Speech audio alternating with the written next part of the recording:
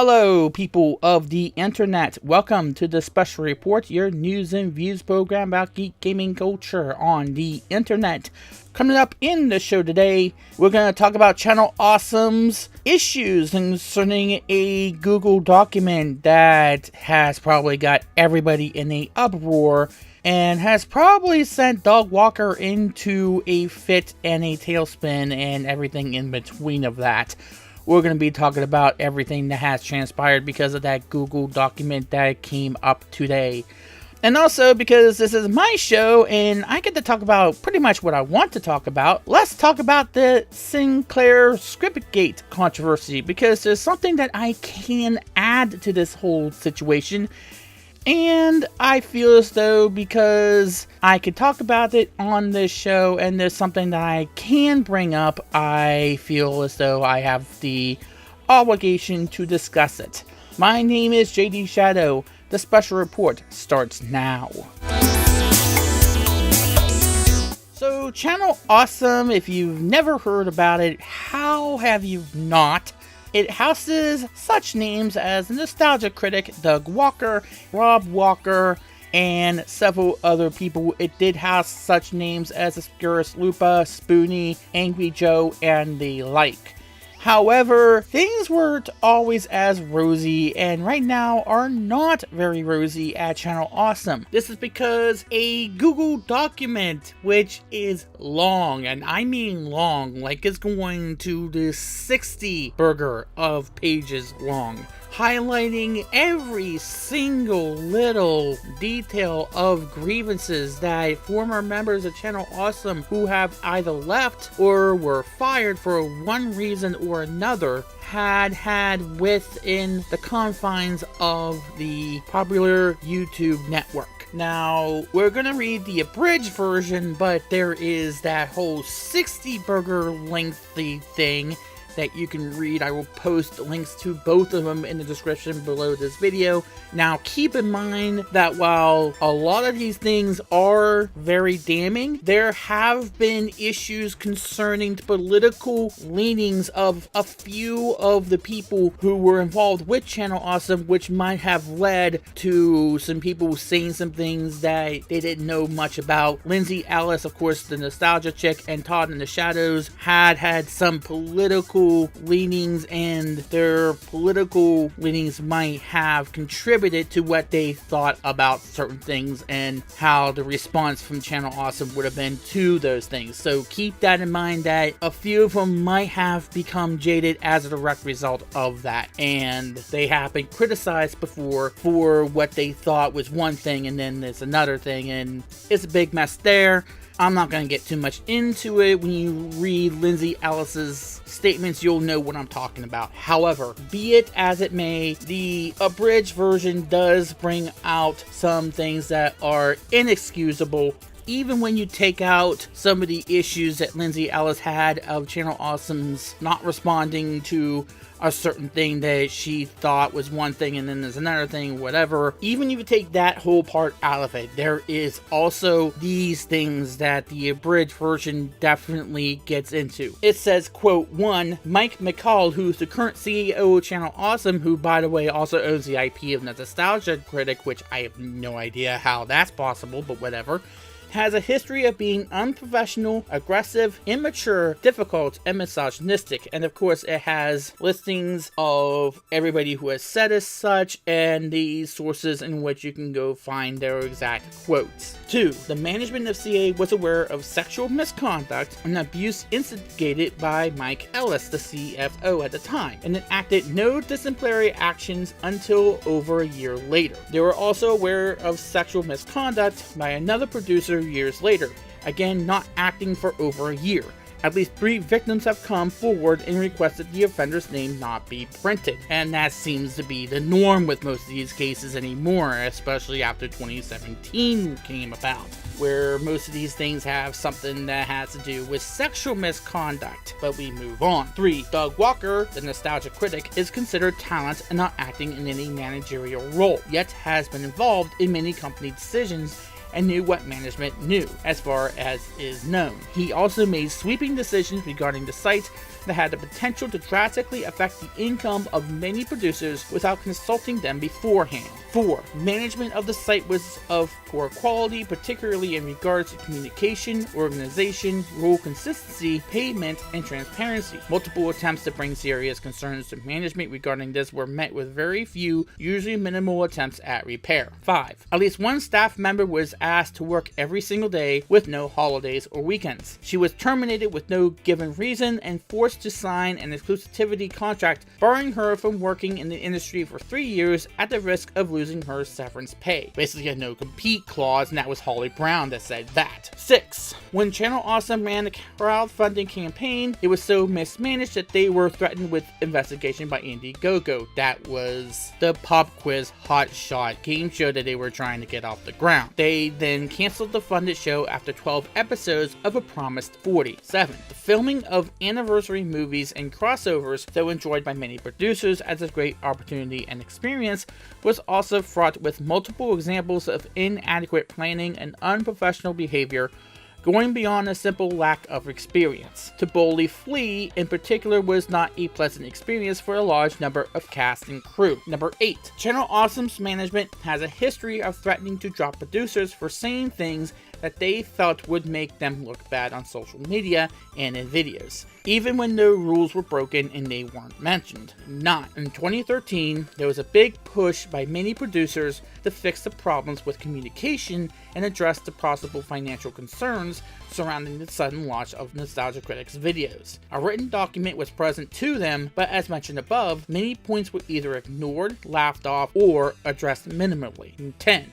Management had a contentious relationship with producers who tried to increase their revenue via increasing ads or starting up a Patreon. The former was viewed as encouraging ad block, and the latter was viewed as e-begging. And finally, 11. There has been a pervasive feeling amongst long-term producers that they are no longer valued or appreciated, and that Channel Awesome cares only for their in-house development. This has been exacerbated by Channel Awesome simply purging the site of any producer to ask to leave without announcement, where before there was heartfelt posts or even goodbye videos. Now, we'll get to my thoughts about everything in just a moment, but first there is a response from Channel Awesome concerning this situation that was posted onto their Facebook and their Twitter, although it has since been unpinned from their Twitter account. This reads, quote, "We wanted to take a moment to clear the air and acknowledge some of the recent public concerns raised by content creators previously associated with Channel Awesome.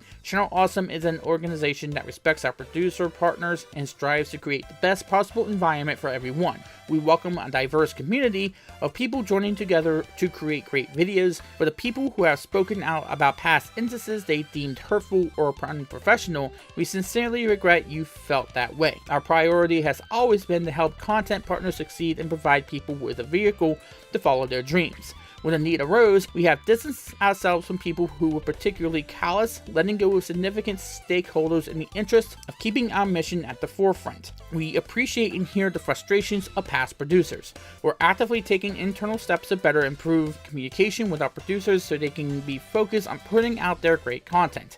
And we're open to constructive criticism, the kind that can help us become even better and serve the needs of our community. But criticism that isn't a means to a productive end does little for either the party criticizing or those in the line of fire.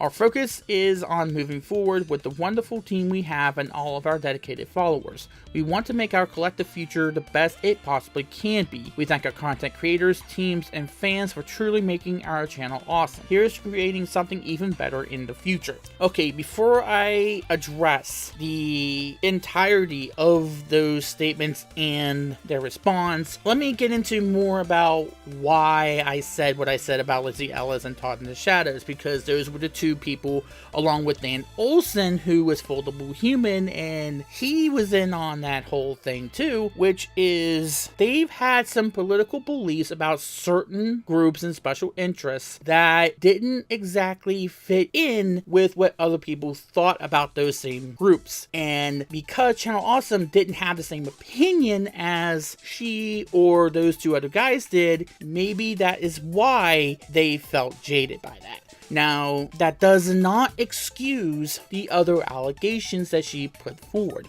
but I did want to disclose that, saying that perhaps the reason why she didn't get any response, or why none of those other people got any response, is because they didn't feel that the opinions she had about those groups were the same opinions that they had about those same groups. And those were more of a political belief than a moral belief. That those groups were not engaging in the same things that she thought they were engaging in. That those groups were not associated with those that would post the same things that she was experiencing. In other words, they could have been part of that authoritarian left that you probably keep hearing about on David Pakman's show, or Philip DeFranco, or people like that. You probably have heard about those kinds of people before, who they is either you agree with every single letter that I ever say, or you are misogynistic and homophobic or whatever. And that was the accusation leveled against those people by some other people within those communities. Now, that's just to disclose whether or not I agree with that or not. That is to disclose the fact that this could be coming from somebody who is just trying to get revenge because they didn't agree with everything that she thought about certain groups. However, I don't think that's the case with some other things that she said. If that makes any kind of sense whatsoever, the allegations that are levied here are just tremendously damning. However, that having been said, and there's a lot of people who say something about communication errors, that had deplorable work conditions levied on them, that had their videos buried by the popularity of Doug Walker and Rob and the higher ups, and of course the behavior of the CEO and CFO. Why isn't Doug the head of this thing? I have no idea. But all of these put together is extremely damning, and it is extremely necessary for Channel Awesome to respond with a more fluid statement. Now, some people have said this was a non-apology that Channel Awesome put on there. I think it's more of a preliminary thing, a thing where you say, okay, we need to get control of the situation. Let's at least get ahead of this until we have something more detailed that we need to put together. Like, okay, what is their side of all of this? Because apparently they were aware of these things, but they have something they need to say. They have something they need to put out. They need to say something. And you do that if you run a company. You have to say, okay, let's get ahead of this situation. We know this thing's going to come out. We know this thing is either that way or already came out. And people are going to read it. They're going to think of what they want to think. But let's get ahead of it.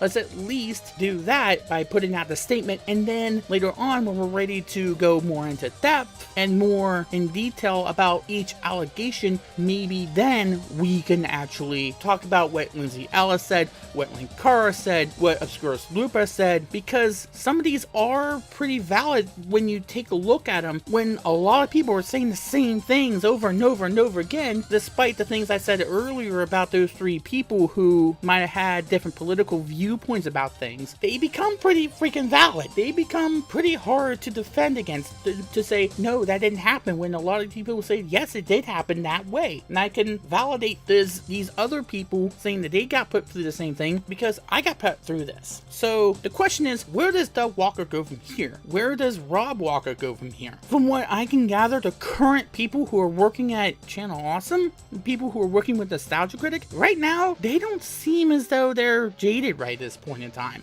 I don't see Tamara Chambers or Malcolm trying to get out anytime soon. I don't see them getting out anytime soon because they don't seem to be unhappy for right now. But again, it's something that, while this is really damning and this is something that I do believe needs to be addressed, I would want to wait until it does get addressed properly and not with a preliminary statement, which I don't think it's an empty apology. I think it's a preliminary apology, a CYA apology, more or less, a cover your ass apology. This is more of a, okay, let's get ahead of it. I do think it was trying to be sincere, but you can only be sincere so much with that little of a statement when there's a 60 burger page document out there highlighting every single little detail you could possibly put onto a page about every little thing that you think was happening there. Now, I was very interested in finding out what Angry Joe would have said about this, and he has not said anything yet. There's a guy that has been kind of in the middle, kind of moderate on some of the issues that I said that Lindsay Ellis and Todd in the Shadows and Dan Olson were more authoritarian about. So if he says something like this was actually happening, and it's coming from somebody who would not be jaded because of their political beliefs, that would be something that I would really take to the bank. I would really love to hear what he has to say about this, and not just be silent, to actually say something, because he would put a lot of weight to all of this, because he's more moderate. And I'm not saying that a lot of these people who put their name onto these statements are not moderate, but I do believe that the three people I mentioned are not moderate. And as I said in the past in these special reports, you really need to be careful about just believing one side of the story before you go and take it as absolute fact. Because especially in 2017 and especially in 2018, where as great as the Me Too movement and as great as the Time's Up movement is, it is controversial because of the lack of due process in some of the cases that have been levied. I'm not talking about Harvey Weinstein or any of those type of people. I'm talking about the Azaris of the world. Due process has got to be a thing. So I will look for Doug Walker to issue a long statement about this. I would like to hear from people who I know are moderate, seem like Angry Joe, or people like that who I know are not like authoritarian, but would still have something to say about certain things. You can tell by now that I'm trying to not say the certain thing, because I know people are going to get mad if I bring it up, so I'm not going to. However, yeah, this is damning. I do believe some things are valid, but let's hear what Doug Walker has to say. Let's hear a more thorough response about all of this before we get the lynch mobs after him, before we mass unsubscribe or mass dislike her video or bomb their videos, or whatever term you want to use for it. Let's calm down and let's figure out what he's got to say about this, because I'm pretty sure he's trying to compute everything that's been going on. He's still trying to figure out what is even happening. His head's probably exploding right now. And yeah, I've been in his shoes before, so yeah, let's just wait and see what he has to say, because I gotta tell you, well, I believe most people, those three people that I mentioned, that makes me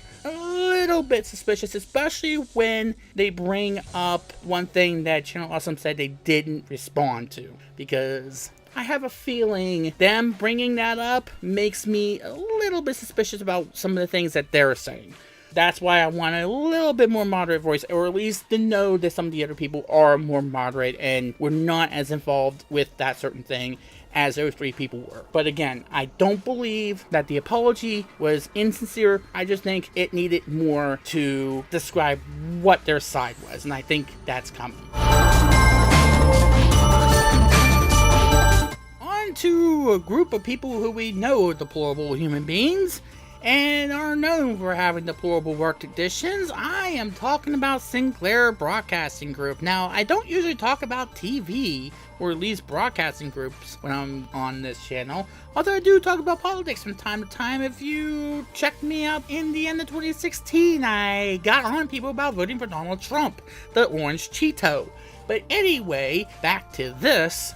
Sinclair Broadcasting Group, if you've never known who these people were, you're going to, because if you haven't seen it yet, the whole Deadspin video, which have so many people talking in synchronized teleprompter reading that you would think you were going to a church of Trump or a church of anti-fake news, or whatever term you want to call it. Sinclair Broadcasting Group, or SBG, owns about 3/4 of all the local television stations in the United States, and I am talking about of all major networks: ABC, CBS, Fox, NBC, maybe the CW, maybe MNTV, I don't know, maybe PBS too. I have no idea how many stations, but I'm pretty sure it's in the hundreds. And I got something to add about this whole thing, but let's get to the meat of the story if you've never heard about what's going on. So, ScriptGate. is what I'm calling this. And apparently what Sinclair did, and I'm not surprised they did this, is sent a script of something that they want to do. They're anchors of these local TV stations who are affiliated with these broadcasting networks, which, by the way, probably don't hold the exact same opinions as Sinclair Broadcasting Group does, and more on that in a minute. Yeah, we will get to that ad verbatim about fake news and how others in the media fall for fake news, but they are not going to. And it is a danger to democracy. And I'm pretty sure if you are living in the United States and have seen this video, you have probably seen a station set pop up that you have seen before because it broadcasts in your area for some form or fashion. And the thing about it is they're probably the biggest well-known television owner conglomerate in the world, yet you probably have never heard about them because they are probably under the radar. But if you've heard anything about Swift boating or John Kerry and Stolen Honor and a special that ran in 2004, which a lot of stations that you would never think in a million years would probably run something that was that much in attack mode, that was them. They're the ones that came up with the Swift boat ads. They're the ones that came up with that whole attack. And why? It's because Sinclair is known to be extremely conservative, more conservative than Fox. I don't think Sinclair in a million years would hire Shepard Smith. Not in a million years. At least Shepard Smith and Fox has some form of a brain at Fox. And it gets worse than this because these are local people. These are people who you will probably meet in your local shopping mall, at your local Walmart, anywhere in your area that is rating this stuff. And even though Sinclair defended this whole thing, there are people who are speaking anonymously saying, this was not the best thing, or this was a deplorable thing. But why are they speaking anonymously? It's because Bloomberg came out with what is apparently the contract that these people have got to sign. And holy crap, this is unreal. For one thing, when you sign it with the understanding that you cannot question anything they say to you. They do these things called must runs, which basically means those Mark Hyman commentaries that you probably have seen on your local Sinclair owned broadcast station, and I'm pretty sure if you live anywhere in the United States, you're near a Sinclair owned station, they are that prominent in the country. Or if you've seen a station go to something called a terror alert desk, that is them. That is Sinclair. Along with some of the laziest graphics packages you probably have ever seen. I mean, I could probably make their lower thirds faster than it takes them. You could probably do those lower thirds in Paint and do them better than Sinclair has probably done. All you need to buy is probably the font. But if you question them at all, if you go to the press about anything, you will be fired, and we've seen them do this. We know they do this. As a matter of fact, somebody in Florida, if I recall correctly, is going through some litigation against them, or they're suing him. I can't remember which direction it's going. However, they fired him immediately. Now, what happens is they have to pay back 40% of what I believe is their benefits or what their salary was back to Sinclair, regardless of the reason why they were let go. Either they quit or they were fired, they have to pay back 40%, which is not right. Plus a 6-month non-compete clause, which basically means they can't go and sign with another station that's not Sinclair owned. They basically own their lives, which is why you probably have seen many of these television personalities, local television personalities, go through with this, because they seem to not have a choice. They are locked in. They have no choice. Either they go through with it and put their names on it as if it's them that's saying it, as if it was them that has those opinions, not reading from a teleprompter, or they are left off of TV for 6 months, have to pay back 40% of their salary and not know what to do with their lives, and not know how they're going to put food on the table. That is unspeakable. I have no idea why anybody would allow that, but then again, we live in a world where every single person in the United States was telling Ajay Pai to please think twice about net neutrality being repealed, and he goes and does it anyway because, you know, Verizon is more important than, say, the entirety of the United States. But there's one other thing I want to bring into the equation. You may have noticed a lot of particular television stations, and you've probably seen one you're probably familiar with. I know of one that is included in this video. Now, one particular Sinclair-owned station did not run this, and I think it's one in the Midwest. I can't remember exactly who it was, but one that I did recognize was a station that is in Steubenville, Ohio. It is WTOV. They are an NBC affiliate. They serve the Steubenville, Ohio, Wheeling, West Virginia metro market. They also have a sub-channel that is also a Fox affiliate. Now, you may have seen those stations that have two affiliations, whether it be NBC or Fox or NBC and CW, and decide to run a secondary affiliation on a sub-channel. There's a station in Parkersburg, West Virginia that is the only station that serves that area.